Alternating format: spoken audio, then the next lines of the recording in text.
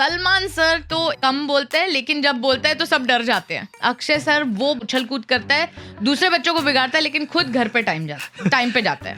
अरे BC aunty ऐसे गए तुम लोग मेरे को जानते हो. एकदम सडनली सीरियस तरीके से बोलता है, fame has made you into a monster. मैंने कभी ये नहीं सोचा था अपनी लाइफ में कि मैं कैमरा फेस करूंगी. आई थिंक मेरा जो अप्रोच है किसी भी चीज़ को लेके कि अगर आप आज मुझे कुछ नया करने को बोलेंगे ना तो मैं बाकी सब छोड़ के उसमें घुस जाऊंगी. सर जैसे फिल्म मेकर के साथ बैठ के लिखना अपने आप में बहुत बड़ी अचीवमेंट थी. जब भी कोई सीन कंसीव करते हो या उसको एनविजन करते हो दिमाग में, तो एक म्यूजिक अटैच करो, उस रिदम पे चलो. उस म्यूजिक के रिदम को अगर आप छोड़ोगे ना उस बैकग्राउंड को, तो आपका सीन एकदम सुर में रहेगा. जो आप दिखाने वाले ऑडियंस को वो पेपर पे लिखो, अगर वो आप नहीं लिख रहे हो तो आप स्क्रीन राइटर नहीं हो. हाय स्नेहिल, वेलकम टू मिर्ची. Thank you so much. एक बार जोरदार तालियां होनी चाहिए फॉर स्नेहिल कमाल. कैसे हो आप? मैं बहुत अच्छी हूँ and I am so excited. I am sitting with you. मेरे लिए बहुत बड़ी बात है क्योंकि आपके कंटेंट का बहुत बड़ा फैन हूँ मैं. बट सबसे पहले congratulations Heera Mandi. Thank you. इतना सारा अच्छा रिस्पांस मिल रहा है. कैसे अभी क्या है सीन, क्या एग्जैक्टली अभी? तो ऐसा है कि most of the people don't know कि मैं एंटरटेन करने के अलावा बिहाइंड कैमरा भी मेरा एक पूरा 18 साल की जर्नी है. तो उसका ना अभी जाके मुझे फल मिल रहा है. तो वैसी वाली फीलिंग है कि इतने बड़े शो पे छोटा सा भी आपने काम किया, तो ये बहुत बड़ी बात है मेरे लिए. आपने जर्नी की बात की और एक दो चीजें बोली ना, हम उस पे आएंगे क्योंकि मुझे आपकी एक थोड़ी सीरियस साइड भी देखनी है क्योंकि इस पे हम लोग फन क्वेश्चंस भी होंगे बट सीरियस साइड भी होगी. बट सबसे पहले तो आप इंजीनियर हो, एक्टर, राइटर, डायरेक्टर और मतलब रिव्यूज करते हो हिंदी, हॉलीवुड, ऐसे कुछ बचा है अभी? अब मुझे लगता है कुछ मैं भी इंटरव्यूज करना शुरू करूंगी. अब वो एक चीज रह गई है. सच में? हाँ. अच्छा, मतलब मेरा जॉब छीनना चाहते हैं ना? नहीं.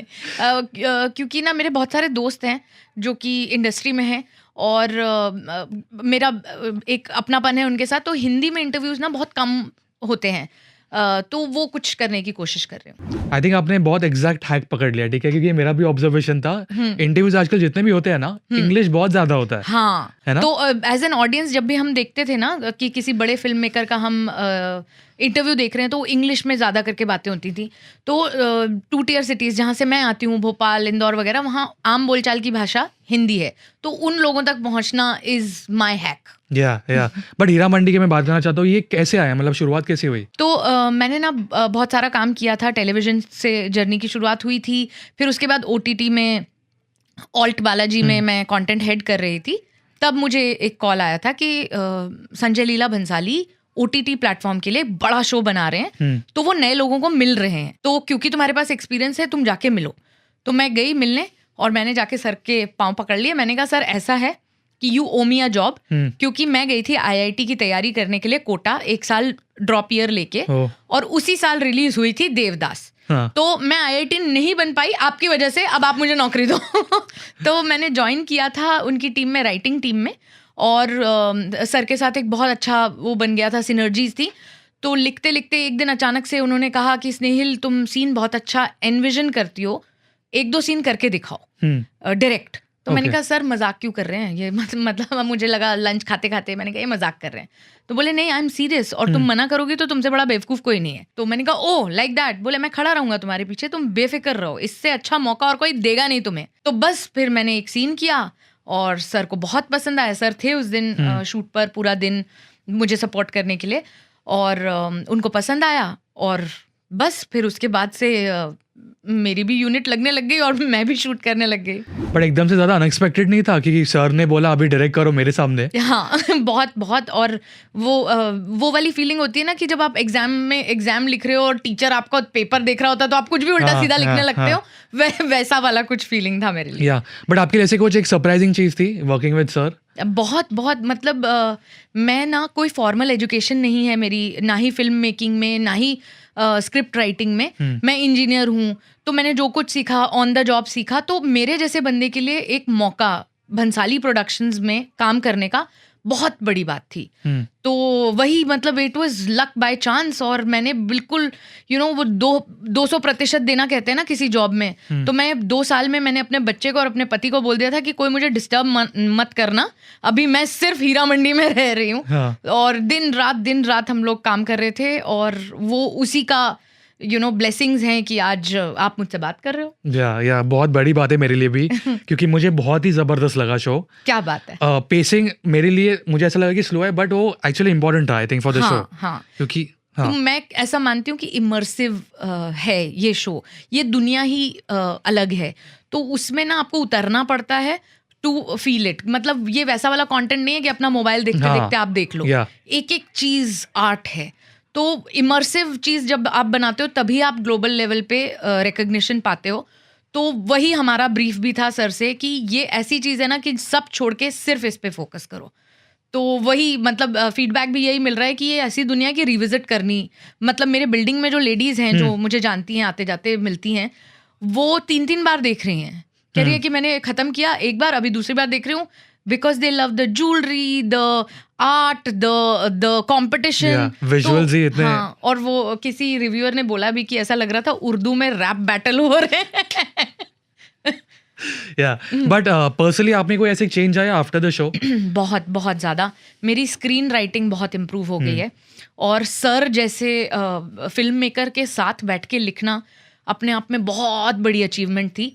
और वो ना वो बहुत प्यारे फीडबैक देते थे। जैसे अगर मैंने लिख दिया शी इज़ लुकिंग डिस्टर्ब्ड, तो वो बोलते थे डिस्टर्ब दिखाओगी कैसे एज अ डायरेक्टर, तो आप ये लिखो कि उसके माथे पे पसीना है या उसकी आंखों में नमी है। बोले ये क्या होता है शी इज डिस्टर्ब्ड। तो दैट काइंड की जो आप दिखाने वाले ऑडियंस को वो पेपर पे लिखो, अगर वो आप नहीं लिख रहे हो तो आप स्क्रीन राइटर नहीं हो। तो ये बहुत बड़ी लर्निंग थी। दूसरी चीज़ जो उन्होंने बाय द वे ऐसे बातों बातों में सिखा दी वो ये थी कि जब भी कोई सीन कंसीव करते हो या उसको एनविजन करते हो दिमाग में, तो एक म्यूजिक अटैच करो, उस रिदम पे चलो। उस म्यूजिक के रिदम को अगर आप छोड़ोगे नहीं ना, उस बैकग्राउंड को, तो आपका सीन एकदम सुर में रहेगा। तो ये ऐसी चीज है ना, ये कोई फिल्म स्कूल नहीं सिखा सकता। मेरे लिए बहुत नई चीज थी आज। तो ये बहुत ही इंसाइटफुल, मतलब वो he is a living legend. तो मैंने तो बहुत कुछ सीखा। मतलब बैठ के मैं ऑब्जर्व करती रहती थी, वो एक्टर को ब्रीफ दे रहे हैं और मैं उनको देखती थी कि कैसे ब्रीफ दे रहे हैं, क्या बात कर रहे हैं। And then sometimes I would get lost, खोई हुई हूँ मैं उनके वर्ल्ड में। फिर वो कहते थे अरे स्नेहिल आगे की लाइन बोल। मैं कहा हाँ ओके आगे की लाइन ये है। बट आपका कंटेंट इतना फनी होता है, ह्यूमरस होता है, आप रियल लाइफ में भी उतने ही वैसे ही फनी है? बिल्कुल, मैं बहुत एंटरटेनिंग हूँ। ये मेरे फ्रेंड्स, मेरे पतिदेव, मेरे भाई, ये सब आपको बताएंगे कि मैं हमेशा से ही मैं लोगों की मिमिक्री वगैरह थोड़ा करती हूँ। ऑब्जर्वेशन स्किल्स बहुत अच्छे हैं। तो बचपन से ही मैं अपने अपने शब्द कुछ इजाद करती थी, लोगों को हंसाती रहती थी। और वो एक लड़का नहीं होता एक ग्रुप में जो किस्से सुनाता है, सब हंसते हैं, तो वो लड़का मैं थी मेरे ग्रुप में। कि स्नेहिल कोई किस्सा सुना और सब लोग हंसते थे। तो मुझे एक पॉइंट पे ये भी लगा था कि शायद मैं स्टैंड अप कॉमेडी कर सकती हूँ। तो दैट वे। तो ये इंस्टाग्राम की शुरुआत कब से हुई कंटेंट? ये भी एक मज़ेदार जर्नी है। मैं अपहरण नाम का एक सीरीज था ऑल्ट बालाजी के लिए, उसकी नरेशंस मैं करती थी एकता कपूर को, और वो शो पे मैं क्रिएटिव डायरेक्टर थी। तो उसमें एक कैरेक्टर था पर्टिकुलर जिसको फ़ोन उठा के वो गाली वाला मेरा फेमस डायलॉग, तो वो करना था। और हमने 40-45 ऑडिशंस किए, हमारे डायरेक्टर को कोई पसंद ही नहीं आ रहा था। तो उन्होंने अल्टीमेटली बोला मुझे तेरे जैसी लड़की चाहिए, थोड़ी सी मोटू सी, थोड़ी सी क्यूट सी। तो मैंने कहा अरे सर क्या करवा रहे हो बुढ़ापे में, मतलब मैं एक बच्चे की माँ हूँ, लोग बोलेंगे गाली वाली दे रही है फेमस होने के लिए। तो मैंने वो किया और वो वायरल हो गया। तो इंटरनेट की जनता ने नाम दे दिया बीसी आंटी। तो वो बीसी आंटी चिपक गया। तो फिर सब बोले अरे अभी तुम बोले वायरल होना किस्मत वालों का काम होता है, तुम तो वायरल हो गई हो, तो अब इसका कुछ इन्फ्लुएंसिंग कुछ शुरू करो पेज वेज। और रेफरेंस पॉइंट था कुशा कपिला कि जैसे वो करती है वैसा कुछ करो। तो मैंने कहा मैं वो नहीं कर पाऊंगी, मैं देसीपन में कुछ ट्राई करती हूँ। तो मैंने मूवी रिव्यूज किए, वो फेमस हो गए। फिर लॉकडाउन आ गया, तो लॉकडाउन में तो फिर वो एक वीडियो था मेरा टीचर स्टूडेंट वाला, वो ऐसा वायरल हुआ कि फिर उसके बाद लेजिटिमेट बोले अब तो आप इन्फ्लुएंसर क्वारंटाइन सिंह। तो फिर वो इन्फ्लुएंसर बन गए। तो मैंने कहा अच्छा अब क्या करना है? तो बोले अब कुछ नहीं, अपहरण 2 में आपका बड़ा सा रोल लिख दिया, अब आपको एक्टिंग करनी है। मैंने कहा ओ, तो ऐसे एक एक लेवल खुलता जाता है ना, कि जैसे अपने कभी video games I am sure एक लेवल 1, लेवल 2, लेवल 3, तो लेवल 1 की अच्छा ये पावर भी है मेरे पास, ओ ये पावर भी है। तो ऐसे कॉन्ट्रा में नहीं होता था कि एक बंदूक से 6 गोली निकलती थी। तो वैसा कुछ मेरे साथ हुआ। और आई थिंक मेरा जो अप्रोच है किसी भी चीज़ को लेके, कि अगर आप आज मुझे कुछ नया करने को बोलेंगे ना, तो मैं बाकी सब छोड़ के उसमें घुस जाऊंगी। तो I am a quick learner, तो मैं एक्सपेरिमेंट करते रहती हूँ। अभी लाइफ में कितना बदलाव आया?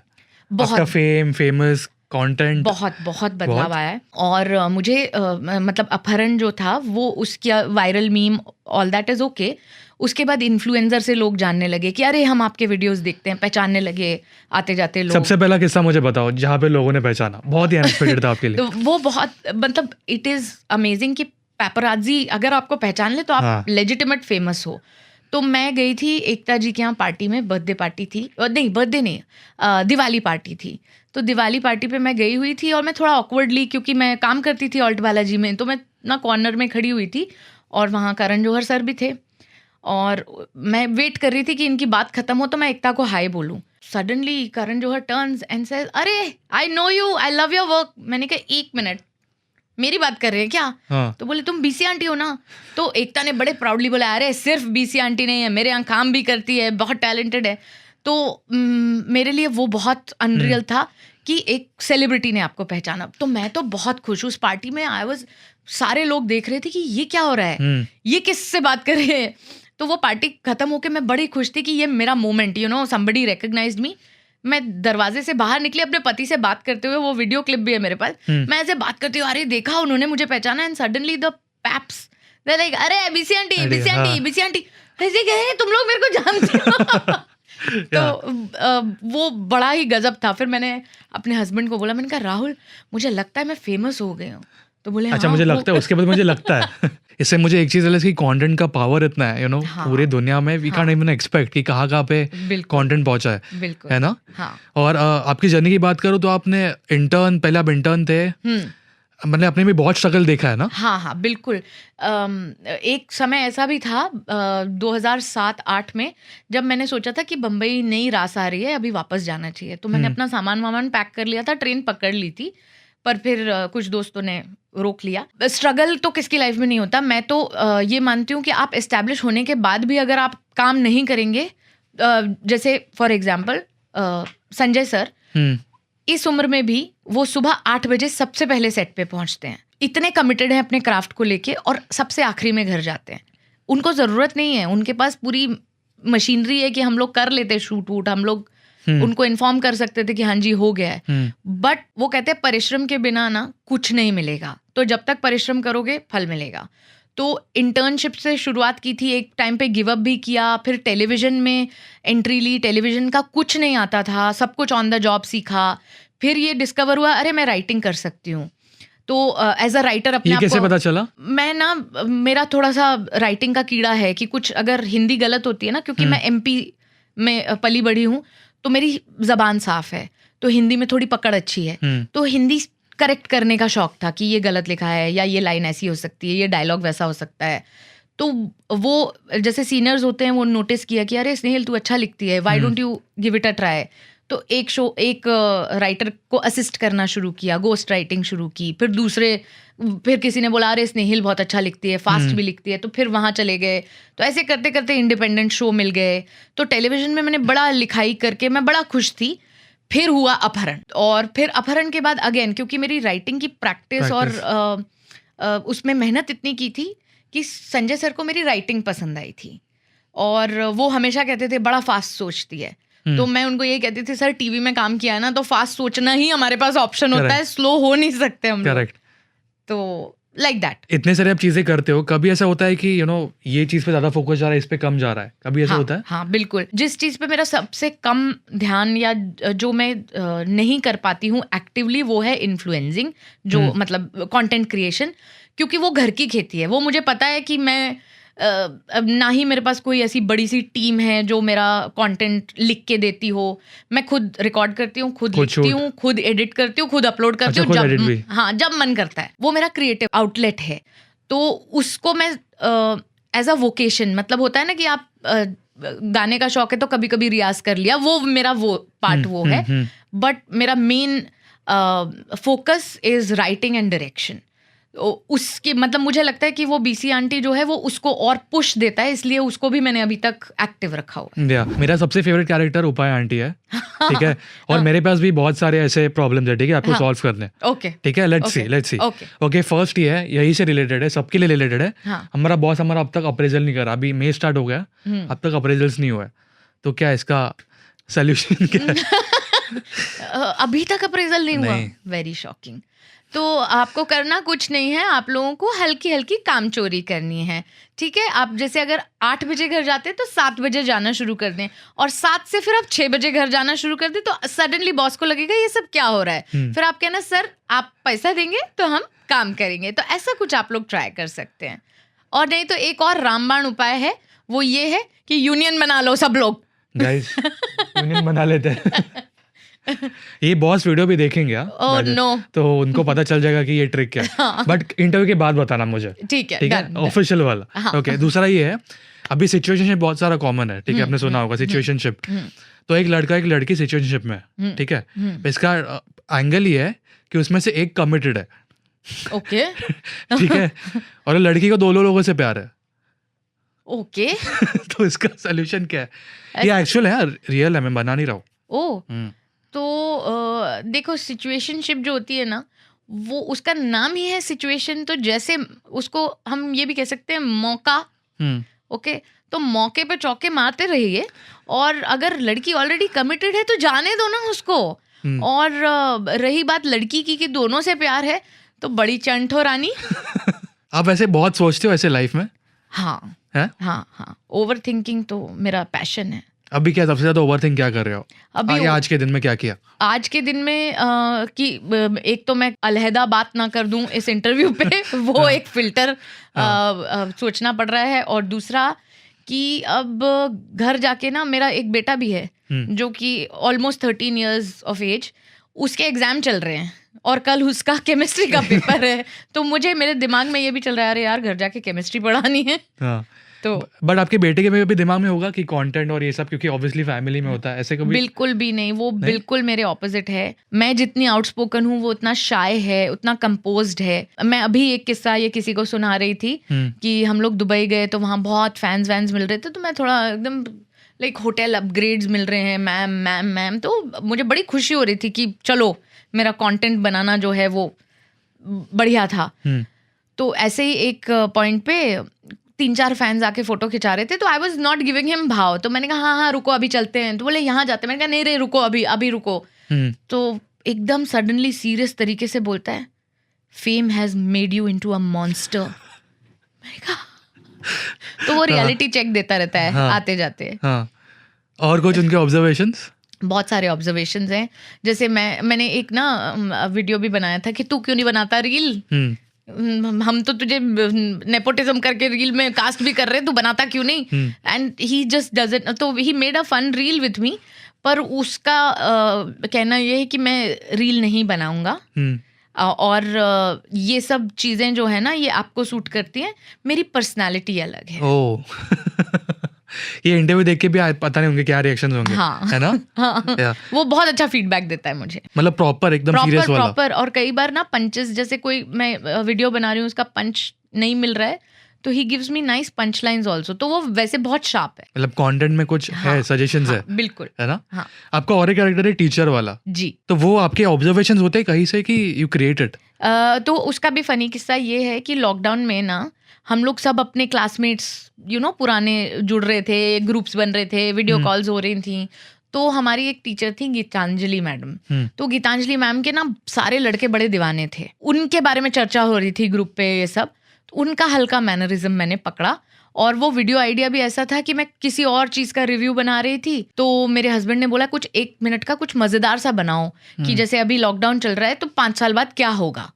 तो मैंने कहा हाँ कैन बी क्लास ऑफ 2025। और फिर एज एन इनसाइड जोक मेरे जो क्लासमेट्स थे उनके सरनेम्स मैंने यूज किए कि Wuhan Singh Bhadauria and lockdown Singh Rajput, ऐसे कर करके लोगों के, पैंडेमिक पांडे, तो उनके कि as an inside joke this will be fun कि एटलीस्ट ग्रुप पे लोग देख के एंजॉय करेंगे। पर वो वायरल हो गया और फिर उसकी एक सीरीज बना डाली मैंने, बड़े सारे वीडियोस बनाए। और बहुत सारे सेलिब्रिटीज ने शेयर किए, सोनू सूद ने शेयर किया था, तो बड़ा मतलब मैंने कहा यार ये क्या बात है। तो ये ऑब्जर्वेशंस ही हैं जो काम आती हैं। तो मैं अभी क्या करूंगा, बहुत सारे सेलिब्रिटीज का नाम लूंगा एक से एक, ठीक है? या तो आप उनको इनाम दे सकते हैं अगर आप वो आपके क्लास में होते, या तो उनको एज अ स्टूडेंट आप क्या बोलना चाहोगे, एनीथिंग, ठीक है? SRK सर तो क्लास के मॉनिटर हैं, एकदम फर्स्ट बेंचर हैं, कभी जवान कभी Pathaan. Good one, okay. Second Akshay sir वो बदमाश बच्चा है जो क्लास के लास्ट बेंच पे होता है, उछल कूद करता है, दूसरे बच्चों को बिगाड़ता है, लेकिन खुद घर पे टाइम पे जाता है। मुझे पता नहीं, बहुत रियल लग रहा है कि मैं बहुत बड़ा फैन हूँ और मुझे पता नहीं कनेक्ट भी हो रहा है ना। Okay, Katrina ma'am is prim and proper. वो जो गुड किड्स होते हैं ना कि यस मैम, ओके मैम, मैं स्टाफ रूम तक आपके साथ चलूं, वो वाली वाइब मुझे देती हैं। Okay, Deepika ma'am is that वो नहीं होती भरतनाट्यम सीखी वाली, दैट किड जो बहुत अच्छा परफॉर्म करती है। एनुअल डे में उसके 3-4 परफॉर्मेंसेस होते हैं और लड़के उसके बड़े दीवाने होते हैं, that girl. Okay, last Salman sir तो इज डेफिनेटली बैक बेंचर, कम बोलते हैं लेकिन जब बोलता है तो सब डर जाते हैं। मतलब अक्षय सर और सलमान सर बैक बेंचर्स। आपने कभी ऐसा इंटरेक्शन हुआ है इनके साथ? मेरी चाहत है कि मैं SRK से एक बार मिलूं, क्योंकि ऑब्वियसली उनकी फिल्मों पे बड़े हुए हैं और बड़े फैंस हैं, लेकिन मुलाकात नहीं। अक्षय सर से मैं मिली हूँ, उनकी एक शूट चल रही थी तो मैं गई थी एज अ फैन मोमेंट में उनका, एंड बहुत ही अच्छा इंटरेक्शन भी था। ये है मतलब 2016 की बात है, तब मैं मिली थी उनसे, तो बड़े प्यार से मिले थे। तो इनफैक्ट उनकी टीम बोल रही थी हटो नहीं नो पिक्चर्स, अरे shut up, come take a picture. तो ही वाज वेरी नाइस। आप बहुत ज़्यादा ऑब्जर्वेशंस करते हो एक्टर्स के साथ फॉर योर कंटेंट? हाँ। सबसे ऐसे एक इंटरेस्टिंग ऑब्जर्वेशन आपको क्या लगा किसी का भी, कोई भी सेलिब्रिटी का? ऑब्जर्वेशन मतलब apart from acting observation, any observation. मुझे शाहरुख खान सर की ये बात बहुत अच्छी लगती है कि वो इतना प्रेजेंट रहते हैं ना उस मोमेंट में, आप कुछ भी सवाल पूछ लो, he always has a great answer. तो वो मेरे अंदर वो शक्ति आ जाए, बस वो मैं चाहती हूँ, वो मैं ऑब्जर्व करती हूँ कि कितना मतलब he lives in the present. तो वो बहुत ही अमेजिंग क्वालिटी, और काफी ज्यादा विटी है, ट्विटर पे भी, ट्वीट्स पे वगैरह। मतलब और वो सीरियस बात को तुरंत फनी भी बना देते हैं, फनी बात को सीरियस जोन में भी ले जाते हैं। तो ये बहुत कला है, ये लोगों को ऐसे बांध के रखना। अभी आपका एक एम क्या है, प्रोफेशनली पर्सनली दोनों? पर्सनली तो I want to be happy, and Mata Rani की कृपा है कि बहुत सुखी हूँ मैं इस वक्त। और सुख जो कहते हैं ना, वो जो आशीर्वाद देते हैं सदा सुखी रहो, वो इसलिए दिया जाता है कि आप कम में भी 2 रोटी कम खाओ लेकिन सुखी रहो। तो वो मेरी लाइफ को लेके अप्रोच है कि काम भले कम कर लेंगे लेकिन सुखी रहेंगे। और काम को लेके ये दुआ है, क्योंकि देखिए इंडिया के सबसे बड़े OTT शो पे मैंने अपना योगदान दिया है, तो अब इससे ऊपर क्या होगा पता नहीं, लेकिन अब अपना खुद कुछ करना है।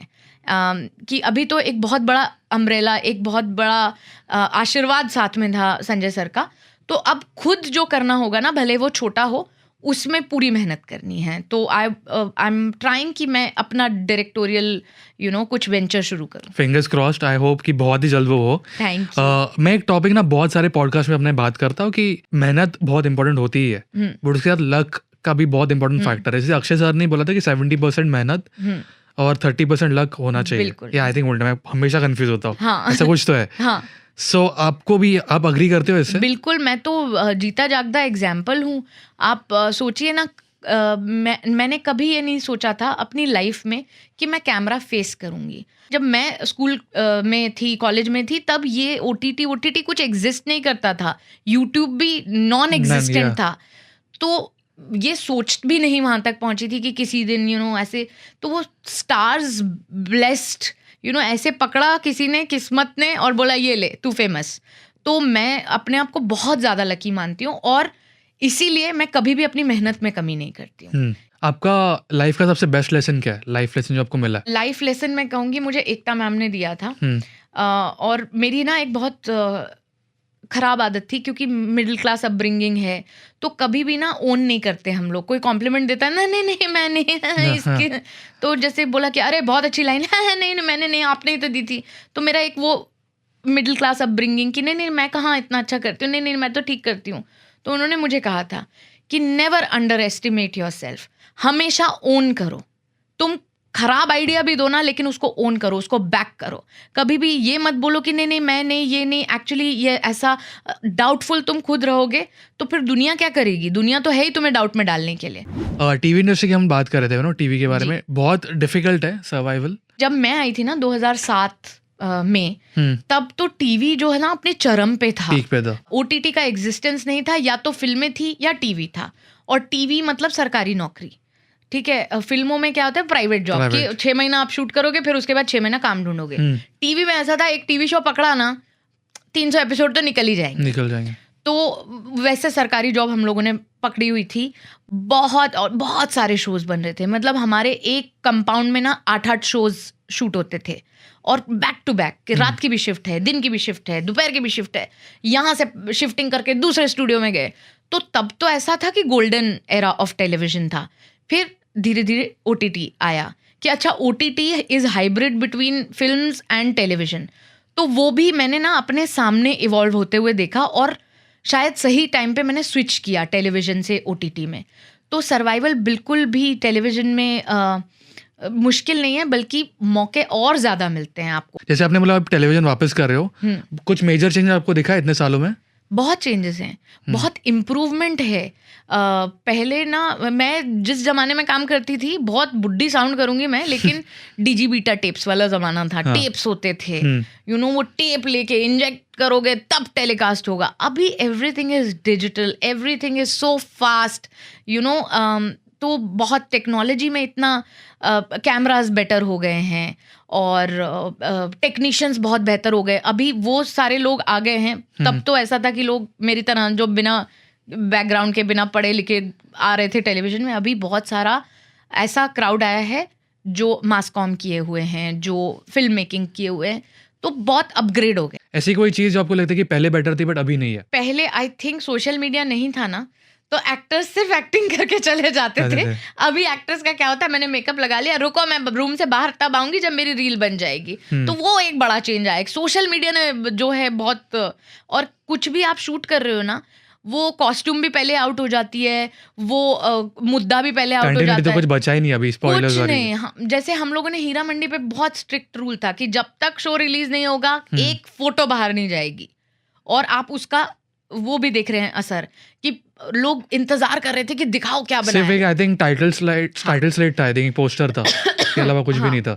नायाब चीज कि आप वेट कर रहे हो उसको देखने का, सीधे टेलीकास्ट में देखने मिलेगा, होती है, वो मिसिंग हो गया। अभी सोशल मीडिया ने बड़ा कांड किया हुआ है। हम लोग बात करते हैं इंटरव्यू के पहले कि अटेंशन स्पैन के, क्योंकि जब मैं भी कुछ पॉडकास्ट कर रहा है, मैंने कुछ सवाल पूछा ना, तो मुझे पता, अभी मैं इतना समझ चुका हूँ कि मुझे ये पूछना चाहिए ये आंसर पे, क्योंकि मुझे पता है कि लोगों का अटेंशन बहुत कम हो चुका है। यस। तो आपको भी जब आप कंटेंट बनाते हो, आपको भी ये बहुत सोचना पड़ता है? बहुत ज्यादा। मतलब 6 सेकंड की रील पे आपको लिखना पड़ता है वेट फॉर दी एंड। मतलब क्या है यार, 6 सेकंड भी नहीं देख रहे हो तुम लोग, और इतने सारे गैजेट्स है कि आईपैड है, फोन है, टीवी है, लैपटॉप है, तो आपका अटेंशन ये सारी चीजें खींच रही होती है। तो ऐसे में कंटेंट बनाना बहुत बड़ा चैलेंज है, और वो चैलेंज में, वो उस प्रेशर में आप फंस जाते हो। अच्छा, माध्यम भी अलग अलग है। यूट्यूब के लिए लंबा कंटेंट चलेगा, रील्स के लिए छोटा कंटेंट चलेगा, IGTV के लिए थोड़ा लंबा चले, तो ये बड़ा ही गणित है इसके अंदर। तो पहले तो मैं बहुत बौखला जाती थी, अब मैंने इतना सोचना छोड़ दिया है कि जो अच्छा है उसको लोग देख ही लेते हैं, कि मतलब आप एंटरटेनिंग अगर कुछ बात कर रहे हो तो देख लेते हैं। और जैसे कि आप नोटिस कर रहे होगे, मैं बहुत फटाफट बोलती हूँ, तो ये भी मेरी एक प्लस पॉइंट है जो मेरे रील्स में काम आती है, कि मैं तेज तेज बोलती हूँ, मुद्दे पे आते हैं। बट ओवरऑल अगर आप आपकी जर्नी देखोगे तो क्या कहना चाहोगे ओवरऑल आपकी जर्नी? ओवरऑल मेरी जर्नी पे मैं ये कहना चाहूँगी, एक छोटे शहर से आई हुई लड़की के लिए ये ड्रीम कम ट्रू है। Mumbai has been so kind, और मैंने स्टॉलवर्ट्स के साथ काम किया है, संजय लीला बंसाली, एकता कपूर। मतलब कहते हैं ना कि टीवी में अगर आपने बालाजी में काम नहीं किया तो फिर क्या किया? फिल्मों में भंसाली प्रोडक्शन में काम नहीं किया तो क्या किया? मैंने दोनों कर लिए। अभी तो एक कोलैबोरेशन जो हमें देखने मिलेगा या कुछ चल रहा है? हाँ, मैं एक फिल्म भी कर रही हूँ, वो भी बहुत ही सक्सेसफुल डायरेक्टर हैं अनिल शर्मा जी, उसमें मैं बतौर एक्टर हूँ। तो वो आपको, ये भी again you know such a big director. और गदर, जब पहली गदर रिलीज हुई थी तो हम बावरे हो गए थे। और मुझे याद है कि हमारे छोटा सा शहर था विदिशा, वहाँ हम लोग देखने गए थे। लगान भी उसी दिन रिलीज हुई थी, लगान देखी, और रात के लगान देख के बावरे हो गए, अरे क्या पिक्चर, वाव। रात के शो में गदर देखी। भाई साहब, गदर में लोगों ने कुर्सियां उखाड़ दी थी, ऐसे पागल हुई थी जनता। तो वो फिल्म मेकर के साथ मैं काम कर रही हूँ, तो ब्लेसिंग्स, सर्कल ऑफ लाइफ जो पूरा होता है ना। या but thank you so much, बहुत अच्छा लगा आपसे बात करके। एंड एनी मैसेज आपके जो फैंस इतने देख रहे हो, इतना सारा प्यार मिल रहा है, एनी मैसेज? ऑथेंटिक रहो, एकदम रियल रहो। मैं तो यही कोशिश करती हूँ और शायद वही चीज़ आप लोगों को पसंद आती है। तो बहुत सारा प्यार, थैंक यू सो मच इस नाचीज़ को कुछ समझने के लिए। Thank you so much and all the best आपको for your future shows, projects, everything. Thank you so much.